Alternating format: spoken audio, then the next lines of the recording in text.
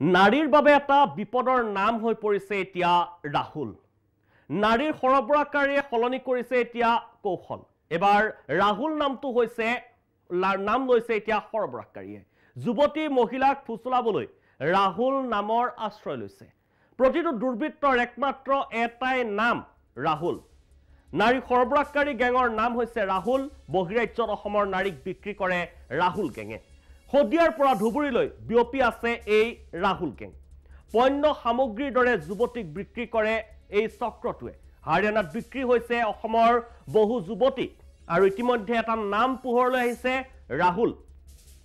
আৰু এই ৰাহুল নাম ব্যৱহাৰ কৰি এই চক্ৰটোৱে এই গেংটোৱে এনেদৰে আৰম্ভ কৰিছে নাৰী সৰবৰাহকাৰী চক্ৰ ইতিমধ্যে গঢ় লৈ উঠিছে।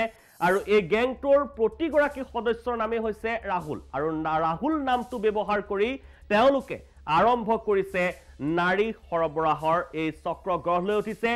উজনিৰ পৰা নামনিলৈ, শদিয়াৰ পৰা ধুবুৰীলৈ প্ৰতিটো প্ৰান্তত তেওঁলোকৰ এজেণ্ট আছে। আৰু এজেণ্টৰ জৰিয়তে তেওঁলোকে বহিৰাজ্যত অসমৰ যুৱতী মহিলাসকলক বিক্ৰী কৰে, পণ্য সামগ্ৰীৰ দৰে বিক্ৰী কৰে বুলি ইতিমধ্যে উল্লেখ কৰা হৈছে। এই চক্ৰটোৱে বিক্ৰী কৰে বহিৰাজ্যত অসমৰ যুৱতী মহিলাক আৰু পণ্য সামগ্ৰীৰ দৰে তেওঁলোকে বিক্ৰী কৰে অসমৰ যুৱতী মহিলাক। আৰু এই চক্ৰটোৰ নাম হৈছে ৰাহুল। যিহেতু তেওঁলোকৰ প্ৰতিজন সদস্যই যুৱতী মহিলাসকলক ফুচলাবলৈ এই নামটোৱে ব্যৱহাৰ কৰিবলৈ লৈছে। ৰাহুল নাম ব্যৱহাৰ কৰিয়ে প্ৰতিগৰাকী সদস্যই তেওঁলোকে জালত পেলায় আৰু তাৰ পাছতেই বহিৰাজ্যলৈ বিভিন্ন কায়দাৰে তেওঁলোকে লৈ যায় আৰু তাত গৈ বিক্ৰী কৰেগে অসমৰ যুৱতী মহিলাক। আৰু ইতিমধ্যে এই চক্ৰটোৰ সৈতে এই গেংটোৰ ইতিমধ্যে কেইবাগৰাকীও সদস্য জালত পৰিছে। আৰু তাৰ পাছতেই এই চক্ৰটোৱে কি ধৰণৰ কৌশল অৱলম্বন কৰি এনেদৰে নাৰী সৰবৰাহ চলাই আছে অসমৰ পৰা, অসমৰ শদিয়াৰ পৰা ধুবুৰীলৈ কি ধৰণে নাৰী সৰবৰাহ চলাই আছে এই চক্ৰটোৱে, সেয়া ইতিমধ্যে এটা এটাকে পোহৰলৈ আহিছে। গেংটোৰ কেইবাগৰাকীও সদস্য ইতিমধ্যে জালত পৰিছে আৰু এই গেংটোৰ নামেই হৈছে ৰাহুল। আৰু তেওঁলোকে প্ৰতিগৰাকী সদস্যই ৰাহুল নাম ব্যৱহাৰ কৰিয়েই যুৱতী মহিলাসকলক ফুচলায় আৰু তেওঁলোক বহিৰাজ্যলৈ লৈ গৈ পণ্য সামগ্ৰীৰ দৰে বিক্ৰী কৰে অসমৰ যুৱতী মহিলাক।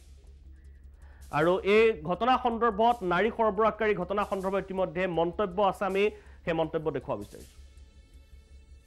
যে আমাৰ এটা ইয়াত কেছ ৰুজু হৈছিলে য'ত এজনী ছোৱালীক কিডনেপ কৰি লৈ যোৱা বুলি কমপ্লেইন দিয়ে 2021-ত। সেই কমপ্লেইনৰ ভিত্তিত আমি তেতিয়াই দুজন মানুহ ধৰোঁ আৰু কোৱা হয় যে এজন তাৰ লগত জড়িত হৈ আছিলে ৰাহুল বুলি, নিজক চিনাকি দিছিলে ৰাহুল বুলি। সাবসিকুৱেণ্টলি ডিউৰিং ইনভেষ্টিগেশ্যন আমি ৰাহুলক আইডেণ্টিফাই কৰোঁ, ৰাহুলক ধৰোঁ। ৰাহুলক ধৰাৰ পিছত এটা ডাঙৰ এটা গেং আমি গম পাওঁ যে অপাৰেট কৰি আছে। ইয়াৰ পৰা অসমৰ পৰা বিভিন্ন জেগাৰ পৰা ছোৱালী লৈ গৈ পেলাই সিহঁতৰ আইডেণ্টিটি চেঞ্জ কৰি পেলাই তাত বিয়া দিয়া হয়। আৰু তাৰপিছত এইখিনি গম পোৱাৰ পিছত আমি ইয়াৰ পৰা হাৰিয়ানালৈ এটা টিম পঠাওঁ। টিম পঠোৱাৰ পিছত তাত হাৰিয়ানা পুলিচৰ সহযোগত তাত ইনভেষ্টিগেশ্যন কৰি পেলাই আমি দুজন মানুহক পাওঁ যিসকলে এনেকুৱা আমাৰ অসমৰ ছোৱালী কিনিছিলে, কিনি পেলাই বিয়া পাতিছিলে। আৰু তাৰ লগতে আৰু এজন মংগলদৈৰ ছোৱালী আমি ইতিমধ্যে ৰিকভাৰ কৰিব পাৰিছোঁ। চ' এইটো এটা গেং, এই গেং এটা অপাৰেট কৰি আছে। দুখীয়া ঘৰৰ ছোৱালীক প্ৰলোভন দি পেলাই প্ৰথম সিহঁতৰ লগত ফ্ৰেণ্ডশ্বিপ কৰে, বন্ধুত্ব কৰে আৰু কৰাৰ পিছত ওৱান ফাইন ডে সিহঁতক ইয়াৰ পৰা হাৰিয়ানালৈ লৈ যায়, লৈ পেলাই কোনোবাক 1 লাখ টকা, কোনোবাক 1.5 লাখ টকাত বিক্ৰী কৰে। আৰু তাত সিহঁতৰ আইডেণ্টিটি, সিহঁতক এটা বেলেগ আইডেণ্টিটি দি পেলাই বিক্ৰী কৰা। আৰু এয়া আছিল আৰক্ষীৰ ভাষ্য। আৰু উল্লেখ কৰিছে প্ৰথমতে তেওঁলোকে দুখীয়া দৰিদ্ৰ যুৱতী মহিলাক টাৰ্গেট কৰি লয় এই চক্ৰটোৱে, এই গেংটোৱে।